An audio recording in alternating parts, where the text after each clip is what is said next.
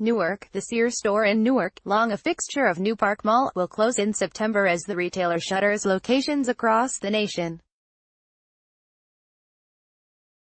Driven by steep losses and declining sales, the iconic retail company announced it would close 9 more Sears stores and 1 Kmart store, adding 10 more casualties to a list of 68 closures announced earlier this year. Parent company Sears Holdings Corporation said it will close 78 brick-and-mortar shops, 62 Sears and 16 Kmart locations, by September. The Newark location's main store will close in late September, while its out-of-center will close in August, according to an emailed statement from Larry Costello, a spokesman for Sears Holdings. Liquidation sales will begin at the store as early as July 13. It is the only Bay Area Sears to be marked for closing this year. 3 other California stores located in Thousand Oaks, City of Industry and Ridgecrest, Kern County, also are on the closure list. Other Sears locations still operating nearby are in Hayward at Southland Mall and in San Jose's East Ridge Center. Sears also has appliance outlet stores in Hayward, Milpitas and San Leandro. The shutterings are part of our ongoing efforts to streamline the company's operations, Costello said. He said employees deemed eligible who are affected by the closure will receive severance and will have the opportunity to apply for open positions at area Kmart or Sears stores.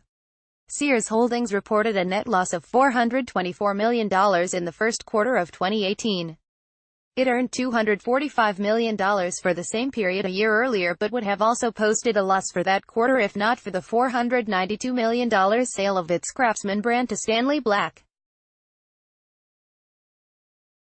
The company had 894 Sears, Kmart and specialty stores remaining across the United States as of May 5, according to its financial reports. It has closed hundreds of locations since 2017, contributing to a $1.3 billion drop in revenue in the first quarter of 2018 compared with the prior year, and a nearly 12% decline in sales during the same period. We hate to see it closing. It's a shame, I think. Rose Marquez, a 30-year resident of Union City, said Monday as she was headed into the Sears in Newark with her husband. Marquez said she shops there occasionally instead of buying things online because she likes to see what she is purchasing in person, but she knows that's not the norm for many. I'm surprised it's still open, she said. The loss of the Sears store in Newark marks the end of an era, according to Terrence Grindal, Newark's assistant city manager. Every community that loses a store that's been around for decades and decades, it's momentous, Grindal said. However, it's not all doom and gloom for Newark. The mall recently underwent a facelift, and part of the 10-acre location of the Sears store and its parking lot, which is owned by Sears spin-off Seritage Growth Properties, is being targeted for redevelopment. Grindal said Seritage is working with the city and the mall's property owners, Brookfield Properties, to bring a development plan forward in August that the city hopes will help activate the mall area. The preliminary plans call for more than 1,500 apartments, along with a retail village and parking structures, Grindal said, fitting in with the city's efforts to make up for 15 years of housing development dormancy at the turn of the century. Michelle Estrada, 24, of Hayward, was shopping at the Newark Sears on Monday to look for some deals on clothes before heading to Macy's in the adjacent mall.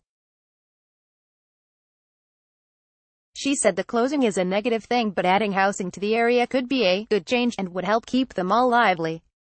Roger Williams, 71, of Fremont, said Monday the closure of Sears is bad for him because the other locations are too far away along traffic-packed Interstate 880.